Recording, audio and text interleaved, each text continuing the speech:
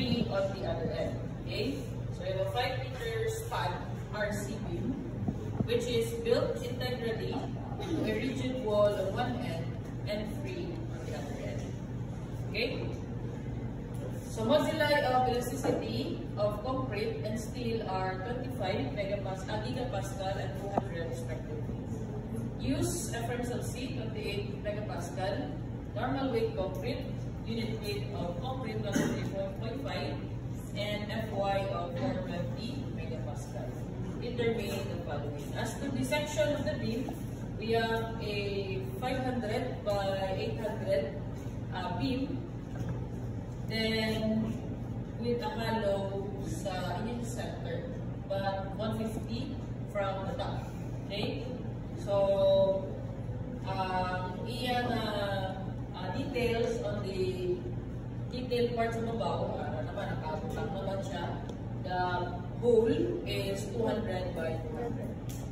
Okay? So, letter A, determine the following. Maximum uniform load that acts to the entire span, meaning uniform load that acts on the entire span in addition to its own weight just before it cracks.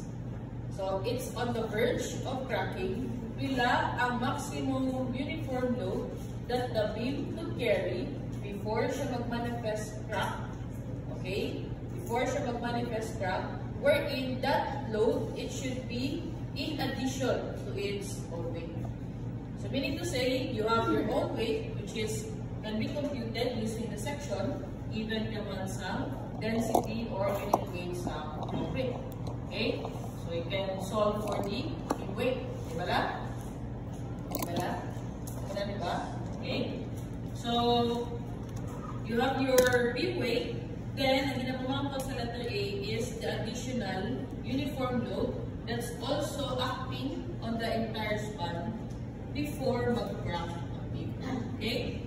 So, this W or maximum uniform load is an additional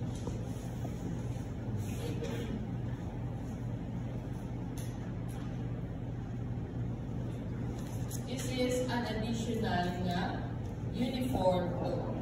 So, meaning to say, this stage is the uncracked stage. Wherein, ang ginapangita natin ng load na i-carry sa beam is having a total weight is equal to the weight of the beam itself plus the additional load before siya mag-enter to the cracked stage. Okay? So, this is the load na ginapangita. So, that's the statement. In addition to its load before it cracks. Okay? Letter B, the maximum uniform load that acts on the entire span again, so meaning ang mani, Japan, without exceeding the NSCP permissible stresses, which is ara siya sa 4 to 9. If it is reinforced with a single layer of 528 tensile reinforcement and a single layer of 25 mm compression bars. The centroid of the rebars is located 75 mm to the nearest concrete fiber. So, kung i-reflect natin siya sa drawing natin, diin na siya ang aton na 5 single layer 528 megapascal. Diin siya? Ha? Ini, this is ano? This is a cantilever beam. And a cantilever beam, when you construct its moment diagram, ang moment diagram niya na would be diba? Wherein ang iyang maximum is here. And that is below the neutral axis negative moment. So on the negative moment, a beam subjected to a negative moment below the neutral axis, it has a compressive stress. Above, we have a tensile stress. Okay? So therefore, ang ato mm is located diri sa, okay, 75%. So it's between 150.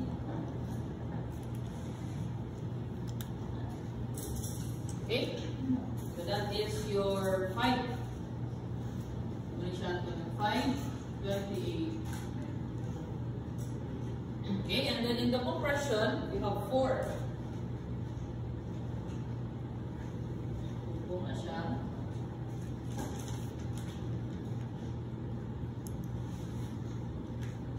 Okay. Muna siya ang 4, 25 mm compressive or compression force. And then, ang iyaning centroid to the nearest. So, ang pinakalapit niya is ini, diba? So, this is your 75 mm. Diri sa babaw, pinakalapit niya is that 75 mm. What? Okay?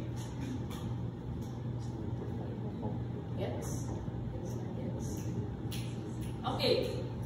So, hindi naman nga letter B requirement, ano naman yung siya na stage? Since we have the permissible stresses, this is on the craft stage.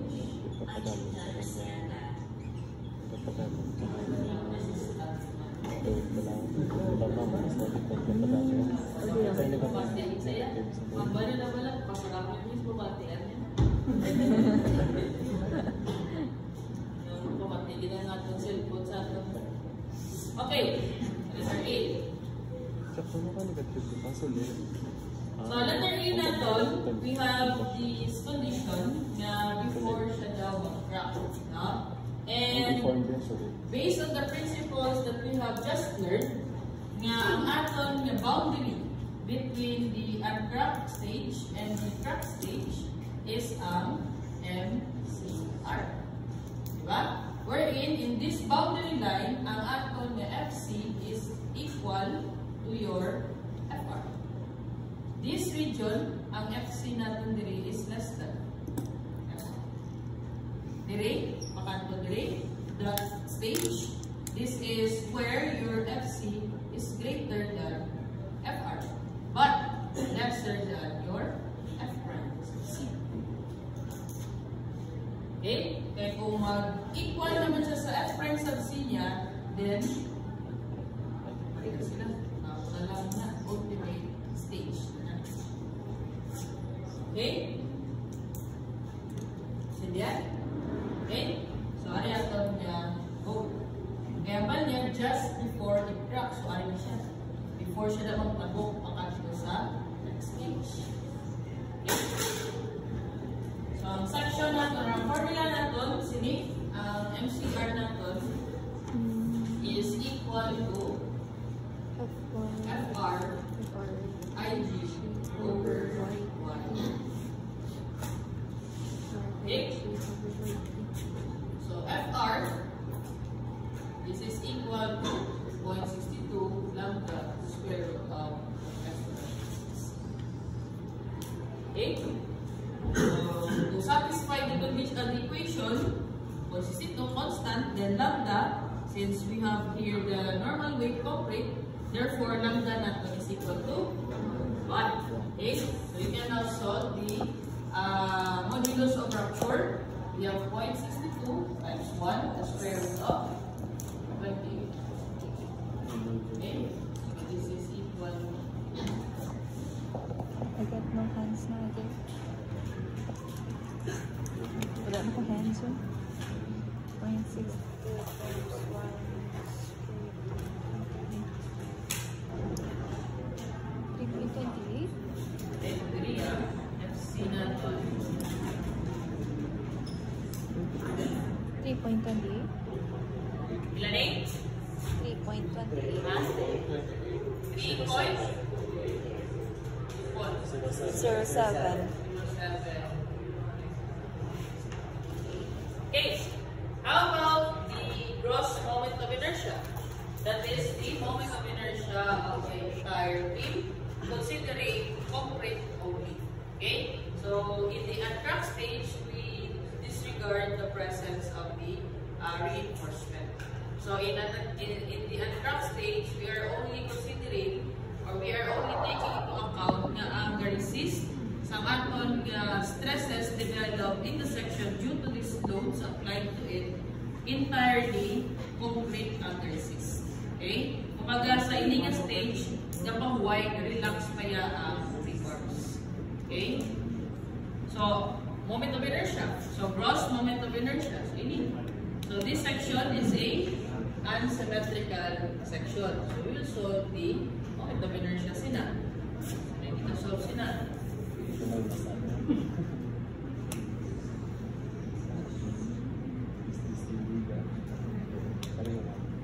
Okay, na, no? We'll have this as our section 1 and then section 2. Okay? 800 by 500. This is 150, 200, 150. Okay? Then 0.4. This is 150 and 100. So all the dimensions natin are DMF. Okay? So to solve the moment of inertia of the entire section, we need to locate its centroid. No? So ang centroid natin is somewhere, let's say here. Sira ang centroid. And ini. And kamo mga reference. Dili na lang. Na lang. Pwede mo sa babaw. Okay? Let's say this is our paper. Okay? Area. Say area 1. In mm squared. 1 naton and then 2. 1 is 500 na. Times 800. Ilan? 400,000. And then the whole 200 times 200. Sakto? But that is a reduction of the area, so we deduct it. So this is a negative 40,000. So the total area of your concrete is 360,000. Okay? For the Y, so you have your Y sa section 1. Say ang iyang Y. Tingnan natin siya Y1. And then ini Y2. So for Y1, that would be ano? 800 over 2, no? And that is 400 in mm. How about sa Y2? Y2 is 800 minus di 150, no? 250. Sakto? 250. And this is 550. Sakto eh? Okay? Then multiply. Then show na lang natin solving the Y1, which is equal to the moment of the areas with respect to your reference line. So moment of area 400. This is 400,000 multiplied by the distance Y1 times 400. Then plus negative 40,000 times distance of 550 divided by the area is 60,000. So ilan ni ang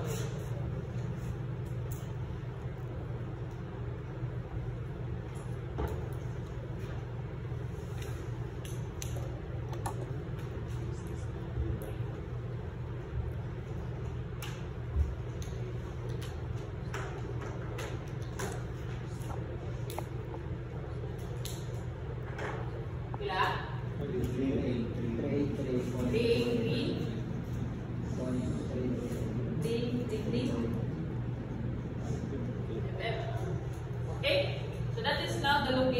of the centroid of the intersection. Hence, that is also the location of your midrod axis. Okay? So, pwede na ba natin ma-solve ang moment of inertia? Hindi na.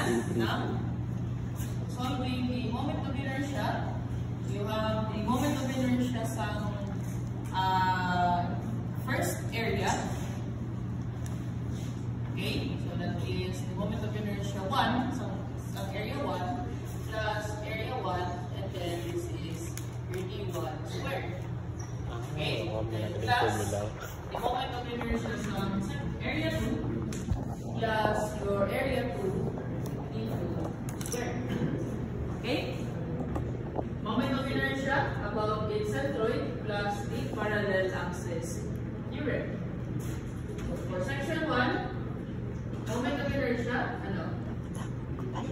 1 over 12 V, which is 500, H, 800, cube, plus area 1, 400,000. The distance parallel to the centroid of your area 1, but ang neutral axis niya. That would be y bar na ito na rin, 383.333 minus 400, 400 squared. So, sige sa babaw, sa niya ang i-drawing. Masalapog niya y1 natin sa y bar. Okay?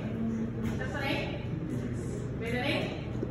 Now, that was close na na. Plus, sa second area naman, ang hole. Ang hole na to, we have 1 over 12, 200 to the 4th, which square mo lang siya. Diba? And this is negative. You follow? Ano pala ito ni? Statics mo yun, no? Yan. Ang mag-solve na yan, moment of inertia of the composite area. Tapos, plus the negative 40,000. Then, y2 na ito is 550 minus the 883.333 squared. Okay? Takbo ba rin? So, ang distance naman between this is y2 minus y bar. So, yan ito na i-distance for the parallel axis given. We have now the gross moment of inertia of the opposite section.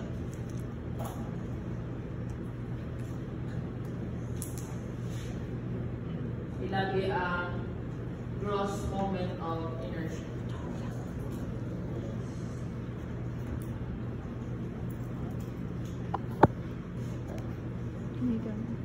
Ito ba po natin?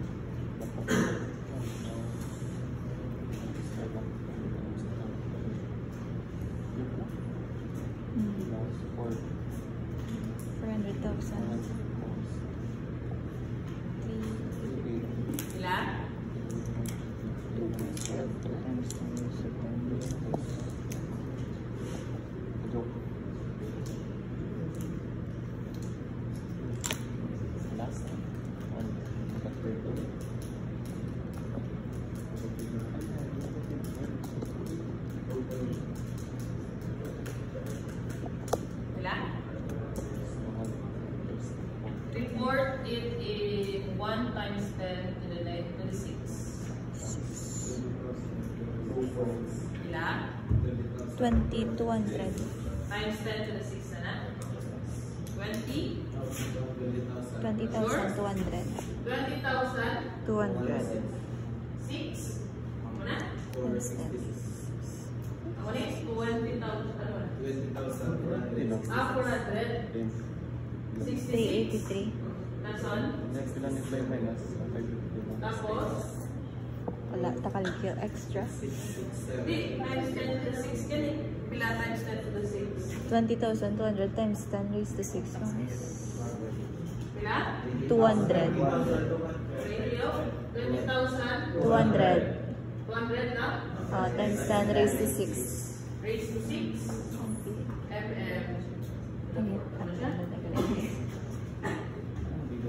Minus na na? Diameter. Minus na siya. Ay, hindi.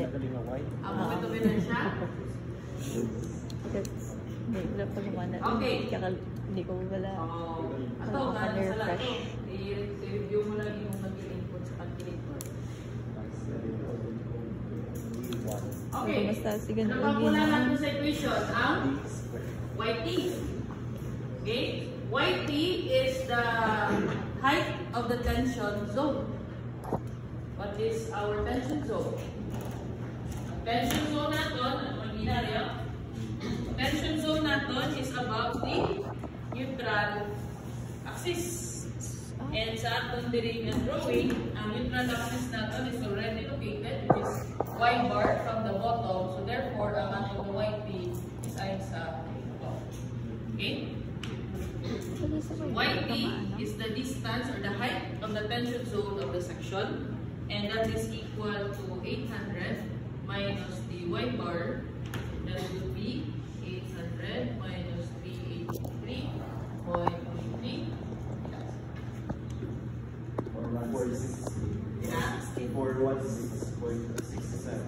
67. Okay? Ito na, we can also solve the graphing. Substitute FR 3.2807 megapascal. Moment of inertia 200 times 10 raised to 6. Then divided by YT 416.67. So just check lang kung sakto ang yung units. Ang units na today, we have the MPa on the Newton mm squared. This one, this is mm to the fourth, and the low. Okay? So may moment na siya. Ano ang unit natin sa moment? That should be, kung ang units natin, hindi matulad na ang nabilig, sana na lang.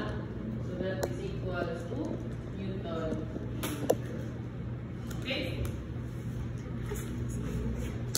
Again, report it in 1 times 10 to the 6.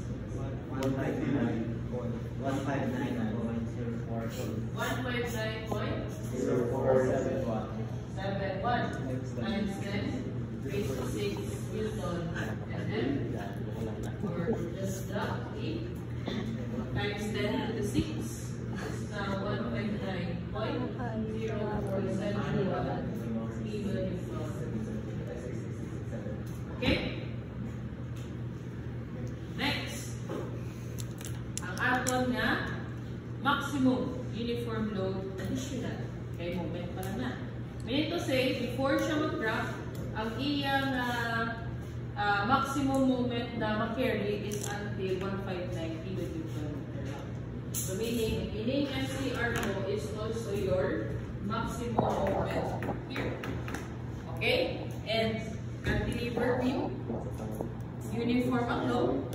What is the formula for the maximum moment for a cantilever beam? That is WL squared over 2. WL squared last time? Di ko sure over 2? Ano na eh? 8? Oh. Yes, na? WL squared over 8 kung WL squared over 12 kung pareho silang fixed both ends. Okay? So, WL squared over 2, and this is a negative moment. Just take note lang, this negative moment. Then, it acts at the fixed support. Okay? Dira siya go 4. Okay. So, Mmax. We will equate this one to our maximum. Before, ang condition niya just before it cracks mo. No? So, it is on the edge of cracking. And ang boundary line natin from the uncracked to cracked state is the cracking moment. So, this is now equal to CR. then this is equal to W. This W is ang total niya na ma-carry, which is this total weight is the weight of the beam plus the additional weight kung meron man. Pila mo ng values na. Okay? L is the 5 squared divided by 2. And this is equal to 159.0471. Ilan may total weight? Total uniform.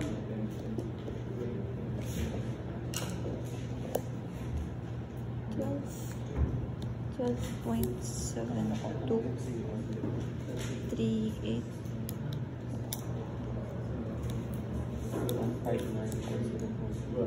12.72 kilonewton per meter. Okay? And begin na siya. The total weight is the total of your beam weight plus the additional load. Okay? So, ang beam weight na lang natin, solvon, beam weight natin is equal to what? The unit weight of concrete times the area of the concrete. Okay? So, this is equal to 23.6 times the area, which already computed. 360. Tama na? 360 in mm, in square. 0.36. So 360, then convert lang natin. So this would be 1 mm mo. So this is 1,000, right? Now, ngayon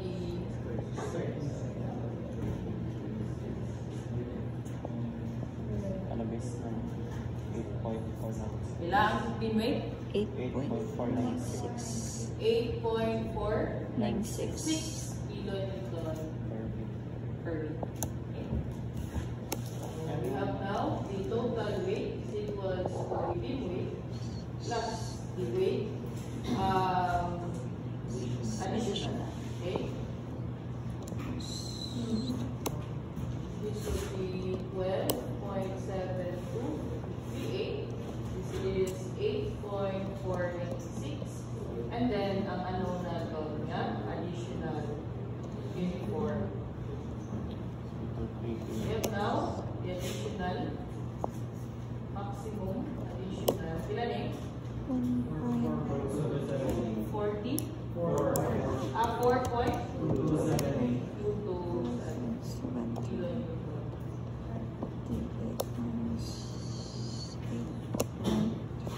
okay?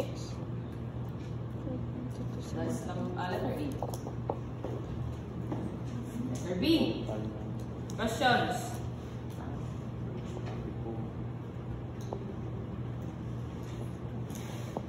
Wala? Okay. So letter B, maximum uniform load without exceeding the permissible stresses, which is section 429. So we have now the reinforcement detail. Okay? So may crack stage siya.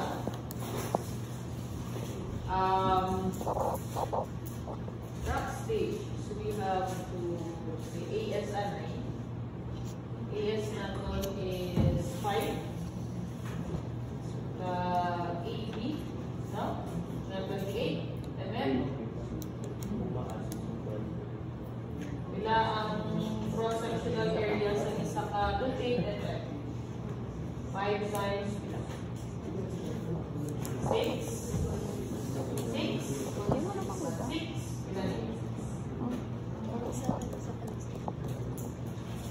Sa appendix 3.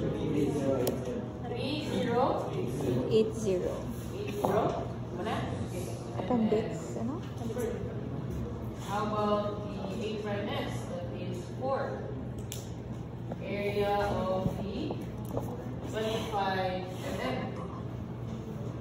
And that is 4 times 421.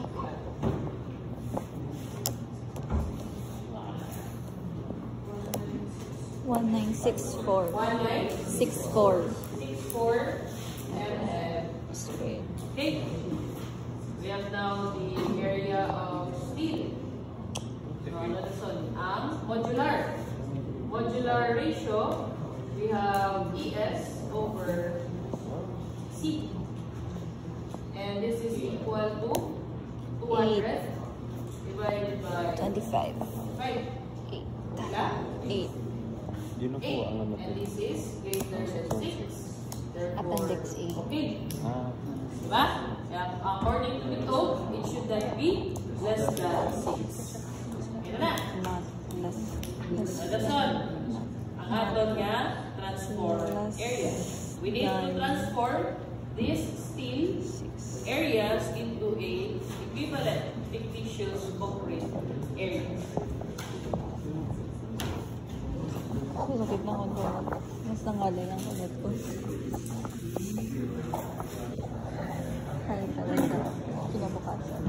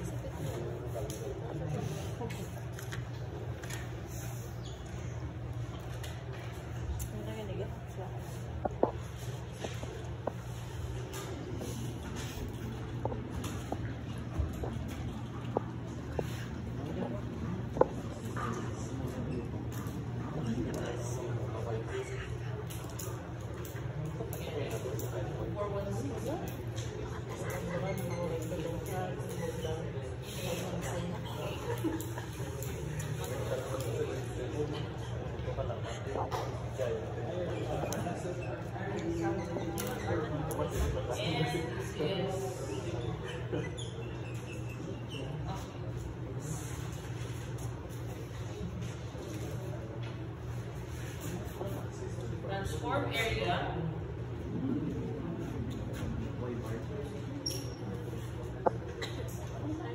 Hindi ko na mag-get kung wala ko ka nagsulit ko. Ha? Yep.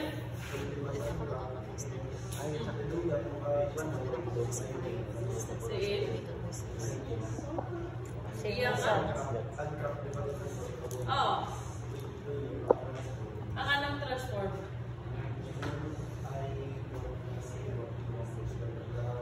Paano naging transform na? Ano? Looks pump? Looks pump? Ako na siya tsura sa ITR. Pero that is correct. Ano? Hindi. Ha? Paano mo siya ma-1/2 over 1/12 BH cube kung may halo ba sa mga amo na siya sa ano? Siyempre hindi. Kaya ang ginamangkot mo yan, if this is your solid nga 500 by 800, nga kapal mo ang IG is 1/12 BH cube minus the 1/12 let's say x times to the 4th isang ano, isang whole. Di na siya applicable out. Di na siya applicable. Kung? Ha? Kung? Concentric ang imo nga centers ang area. So, concentric siya, meaning isa lang ang ilang centers. Ako ni siya ang aton nga whole. So, kung magamit mo na siya, if this 200 by 200 is also at, ang iya center is also at the 400 or half sa ating height. Okay. Okay. Yan ako na. Kay, may namangkos na sa akon. Nga hindi ko lang na. Ini ba lang kaso? Ini ba lang 1/2 pH? Ini ko sa ini yung formula. Halin mo na sa direct. Kaso lang, ang ini mo, pag di mo na, 0 na siya mo. That's why ang napili mo, ini na lang kanina. Na, ang pipili mo? Oo, na. No? So, direct na naman tigasan naman ko. Ini nga na-remember mo na moment of inertia, so the moment of inertia, halin na siya diri. Okay? The 0 lang siya is because concentric or isa lang kilala location sa center. Meaning wala ka sang transfer, wala ka transfer distance.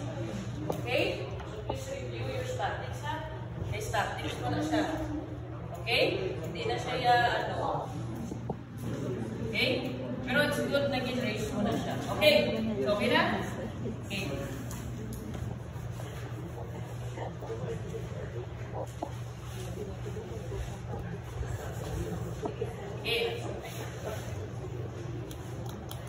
Okay, so ano na to? Transform, no? Transform. So, ang ato sa compression side is here, tension is as above. So, compression natin diri.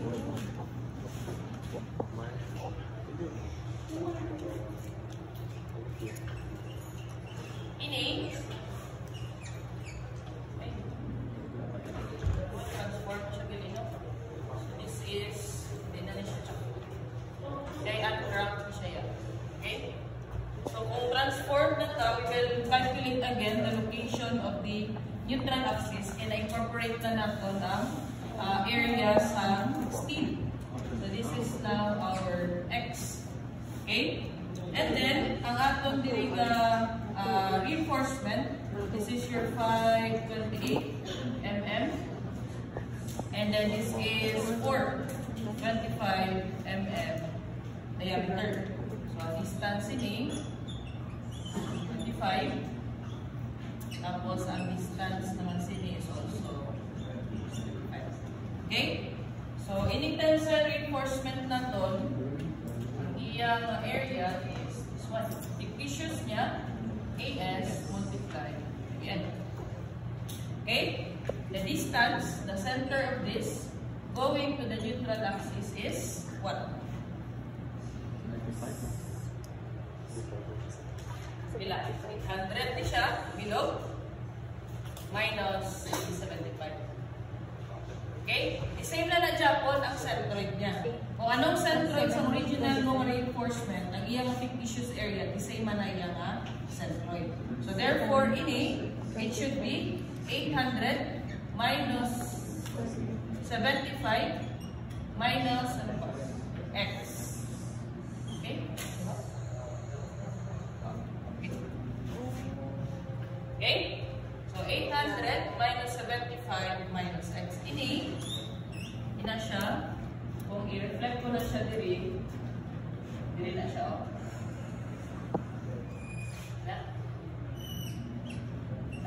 Na siya. And this is, okay? Ang D na ini, we call it the effective depth.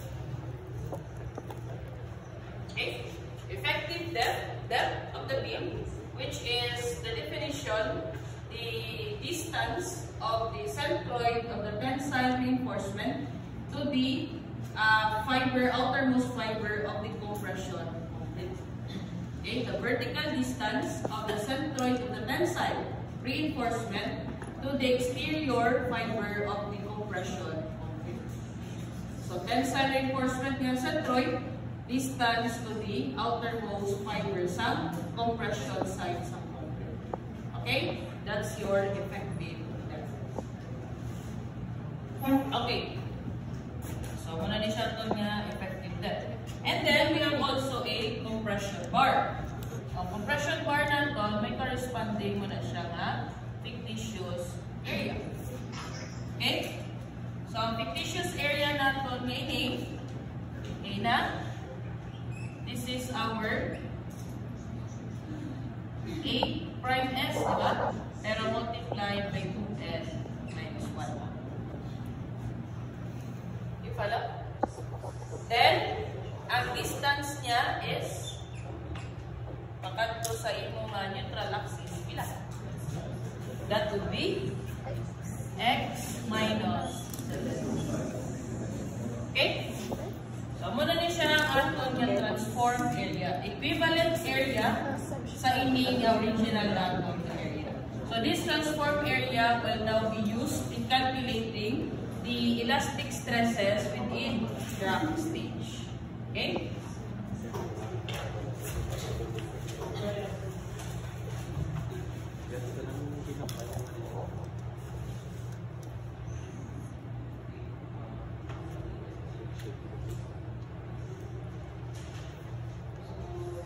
Strain.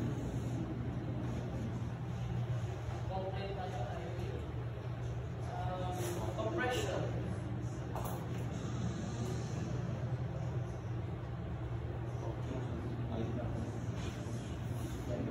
Siya. FC. Tapos, ini ang compression bars. Yara man na siya sa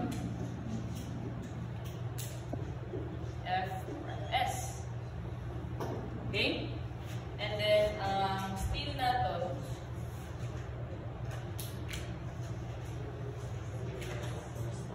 Hindi na yung Santroid.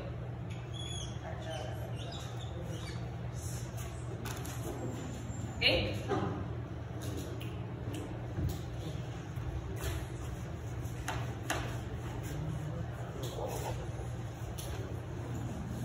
So we'll still use the flexural formula. No? Solve kita sa mga elastic stresses ni sa elastic stresses. We still use the flexural formula, which is My over I. Okay? So we still need the M, the Y, kag ang I. No? Kaso lang, hindi na nakagamit ito sa gross moment of inertia. Okay? Ang gamito na natin subong is hindi na fictitious area. So, in fictitious area, we need to solve first the X para makasolve kita sa transform moment of inertia. Okay? So, solving the X, we'll just take a moment about the neutral axis. Moment ka lang dira. Okay, so we have the compression and then tension lang. So compression nanay, we have the 500 area, 500 times X. Okay, then ang moment arm niya is ilan? Take lang sa moments ang area sa neutral axis. Okay? So we have the area 500 times X, and then ang iya the moment arm is X over 2. Okay? And then this one plus 2n minus 1 A prime S, area mo na siya, multiply by the distance X minus 75. Okay? And then, minus, di ba? You have a compression and then you have a tension. So, kung minus na siya, kung plus na siya, minus na siya. So, i-transpose ka sa piyak, then that will be equal, positive na sa piyak. So, ang tension natin, we have the N, AS, multiplied by the distance, 800 minus 75 is 725. So, that will be 725 minus X. Okay?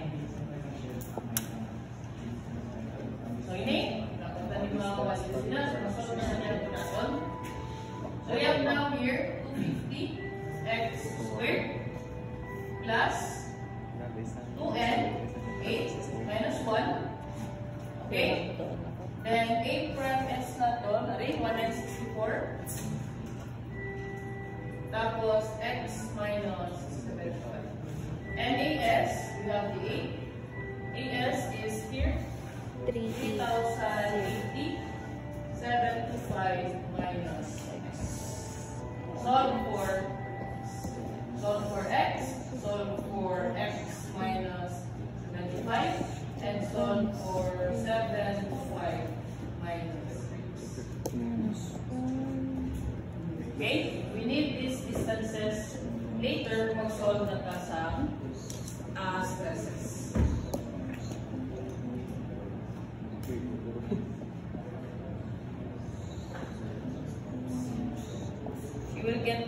you will get their quadratic equation.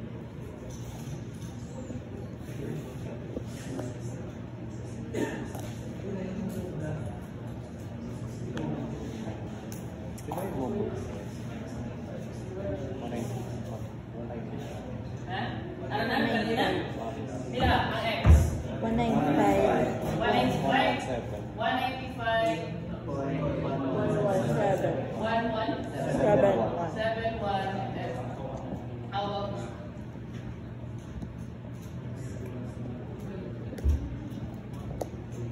120. 1171. 1171?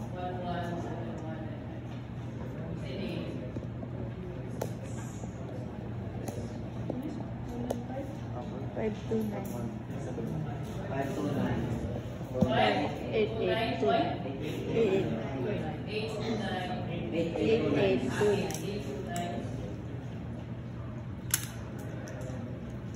Okay? And then, diba? Tanawan mo na ang distance from the ungrabbed stage kanina nga ang aton nga neutral axis dito gani 383 sakto 383 from the bottom. Ang neutral axis nato diri is 383.33 mm from the bottom side.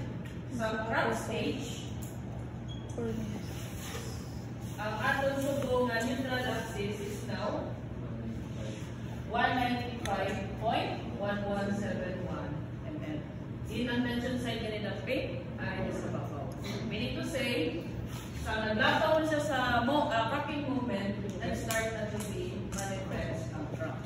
So since nag-manifest na diri ang crack, mag-jutay ang concrete na volume na naog ang aton nga neutral axis. Okay? Okay. Nakakuha na ni? No? So, dili sa crack stage, nag-start na yung crack ang aton na.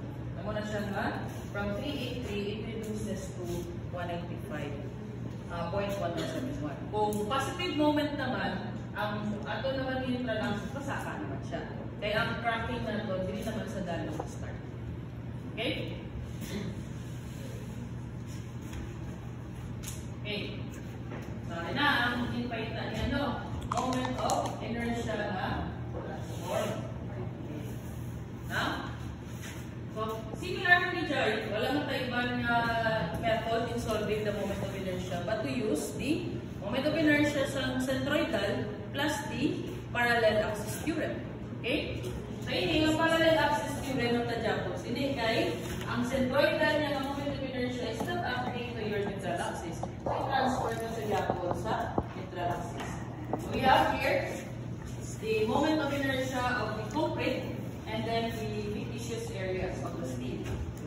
So, moment of inertia, start na sa concrete, we have the 1/12 base 500 and then this is x cubed.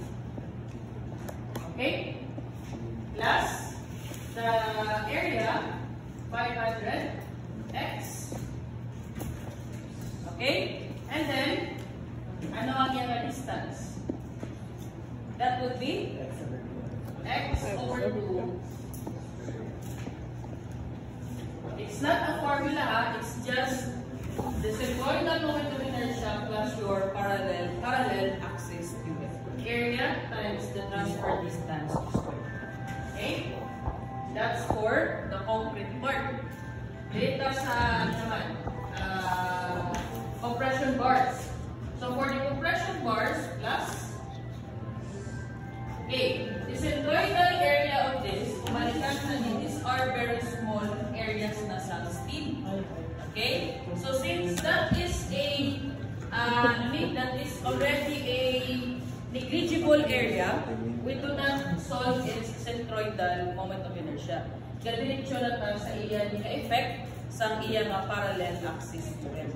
That's why there is sa mga steel na fictitious areas ng steel, we are using innate na consider na siya natin as zero sa areas sa fictitious areas ng steel. Gadiretso na tayo sa iya nga parallel axis theorem. So for zero na siya, plus Dire na area niya which is the 2n minus 1 a prime s, that is the area, and then ang transfer distance niya is equivalent to what? X minus 75 squared. Okay?